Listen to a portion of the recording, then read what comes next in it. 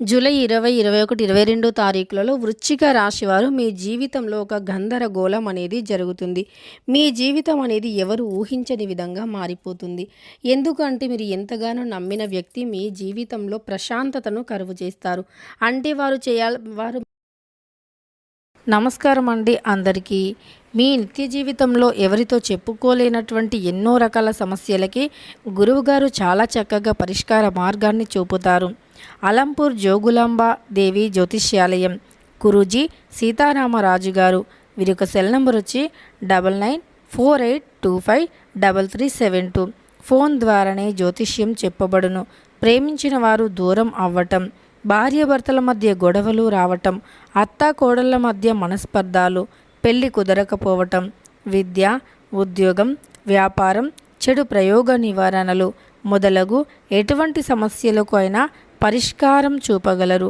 స్త్రీ పురుషుల ఎటువంటి సమస్యలు ఉన్నా నమ్మకంతో గురువుగారిని కాంటాక్ట్ అవ్వండి. ఖచ్చితంగా మీకుండే అనేక రకాల సమస్యలు తొలగిపోతాయి. ప్రశాంతతను కరువు చేయాలంటే వారేదో గొడవలు పెట్టడం, వారేదో మిమ్మల్ని బాగా చూసుకోకపోవటం ఇవన్నీ కాదు. మీకు ప్రశాంతత దూరం చేయటం అంటే మీకు ఇష్టం లేని పనులను చేయటం. కావాలి అని చెప్పి మీకు ఇష్టం లేని పనులను చేయటం, మీకు ఇష్టం లేదు అని తెలిసిన అటువైపు వెళ్ళటం, ఇలా చేయటం కూడా మీకు అంటే ఇబ్బందిని కలిగిస్తూ ఉంటుందన్నమాట. అలా మీ జీవితంలో ఈ సమయంలో జరిగే అవకాశం కనిపిస్తుంది. మీ యొక్క భాగస్వామి కావచ్చు, మీ పిల్లలు కావచ్చు, అలానే ఇట్లా మీకు ఎవరినైతే మీరు ఇష్టపడుతున్నారో లేదా మిమ్మల్ని ఎవరైతే ఇష్టపడుతున్నారో వారి వల్ల ఇలాంటి ఇబ్బందులు, ఇలాంటి సమస్యలు ఎదురయ్యే అవకాశం ఎక్కువగా కనిపిస్తుంది. మనం నిత్య జీవితంలో గ్రహాలను, అలానే గ్రహాల యొక్క అనుకూలతను చాలా నమ్ముతూ ఉంటాము. గ్రహాలు అనేవి అనుకూలంగా ఉంటే మనం ఏది చేసినా సరే విజయం అనేది వస్తుంది అని మన నమ్మకం. గ్రహాల అనుకూలత కోసం మనం ఎన్నో పూజలు, ఎన్నో పరిహారాలు చేస్తూ ఉంటాము. గ్రహాలు మనకి అనుకూలంగా ఉంటే, ఇలా గ్రహాలు అనేవి అనుకూలంగా లేనప్పుడు మీరు ప్రశాంతంగా ఉండలేరు. ఎందుకంటే ఏదో ఒక సమస్య మిమ్మల్ని వెంటాడుతూనే ఉంటుంది. కాబట్టి ఏదో ఒక సమస్య అనేది మీ జీవితంలో ఏదో ఒక చిక్కుముడిని తెచ్చి పెడుతూనే ఉంటుంది. కాబట్టి మీరు ప్రశాంతంగా ఉండలేరు. అందువల్ల గ్రహాలు అనేవి అనుకూలంగా ఉండాలి. గ్రహ దోషాలు అనేవి ఎందుకు వస్తాయి? మరి గ్రహాలను గ్రహ దోషాలను తొలగించుకోవాలి అనుకుంటే ఎంత పెద్ద పెద్ద పూజలు చేయాలి, డబ్బుతో కూడుకున్న పని, చాలా డబ్బు ఖర్చు అవుతుంది అని అనుకుంటారు. కానీ అది కాదు, డబ్బుతో కూడుకున్నటువంటి పని కాదు. మనం చేయాలి అని సంకల్పం ఒకటి ఉంటే చాలు. మనం దీపం, ధూపం, నైవేద్యం ఏ దైవమైనా మొట్టమొదటిగా కోరుకునేది అదే. నిర్మలమైనటువంటి మనస్సు, నిశ్చలమైనటువంటి భక్తితో పూజిస్తే ఏ దైవమైనా సరే కరుణిస్తారు. ఇది చాలామంది అర్థం చేసుకోకుండా అంటే పూజలు అనేవి చేయాలి అంటేనే భయపడుతూ ఉంటారన్నమాట. ఇప్పుడు ఇంత డబ్బు ఖర్చు అవుతుంది, ఇలా ఖచ్చితంగా చేయాలి, భోజనాలు పెట్టాలి, అది ఇది అని అనుకుంటారు. కానీ అలా కాదు. భోజనాలు అవన్నీ పెట్టడం మంచి పని, మంచి పద్ధతి. కానీ మంచి జరుగుతుంది. కానీ మనం పెట్టే స్తోమత ఉంటేనే పెట్టాలి. కానీ మరి అప్పు చేసి పెట్టాలి, అప్పు చేసి ఇది చేయాలి, అప్పు చేసి అది చేయాలి అని ఏ శాస్త్రము కూడా చెప్పలేదు. కాబట్టి మనం శాస్త్రపరంగా చూసుకున్నట్లు అయితే నిర్మలమైన భక్తి ఒక్కటే అవసరం. భక్తితో మీరు చేయాలి అనుకుంటే ఒక ఫోటో పెట్టి దీపం, ధూపం, తీపి నైవేద్యం ఏదో ఒక చక్కెర, బెల్లం పెట్టినా సరిపోతుందన్నమాట. అలా ఉన్న దాంట్లో చేసుకోవాలి. నిర్మలమైనటువంటి మంచి మనస్సుతో, భక్తి భావంతో, శ్రద్ధగా మీకు చేయాలి అనే సంకల్పంతో మీరు ఏదైనా ఒక పూజ చేస్తే ఖచ్చితంగా ప్రతిఫలం అనేది పొందుతారు. భక్తి భావం అనేది తప్పకుండా ఉండాలన్నమాట.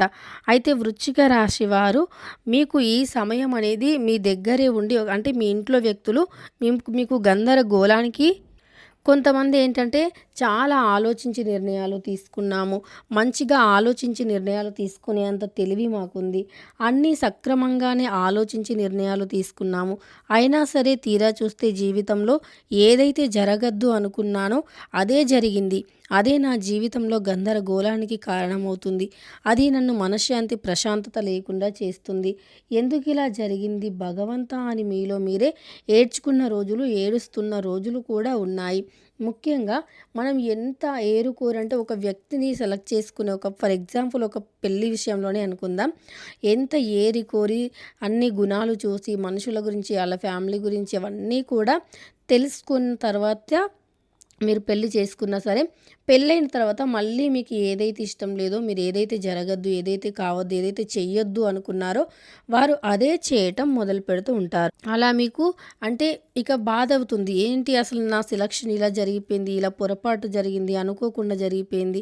నేను అన్నీ బాగానే చూశాను, అయినా ఎందుకు ఇలా జరిగింది, ఎందుకు నేను ఏదైతే జరగద్దనుకున్నానో అదే జరిగింది అని వీరు ఇలా రకరకాలుగా ఆలోచిస్తూ బాధపడుతూ ఉంటారన్నమాట. అయితే నిజానికి మన చేతిలో ఏది కూడా ఉండదన్నమాట. మనం ఎంత ఆలోచించి నిర్ణయాలు తీసుకున్నా, ఎలా తీసుకున్నా సరే సమస్యలు అనేవి వెంటాడుతూనే ఉంటాయి. వచ్చిన సమస్యలు పోవటం అనేది చాలా కష్టం అన్నమాట. అలానే ఇష్టదేవత ఆరాధన చేస్తే మీకు మేలు జరిగే అవకాశం అయితే ఉంటుంది.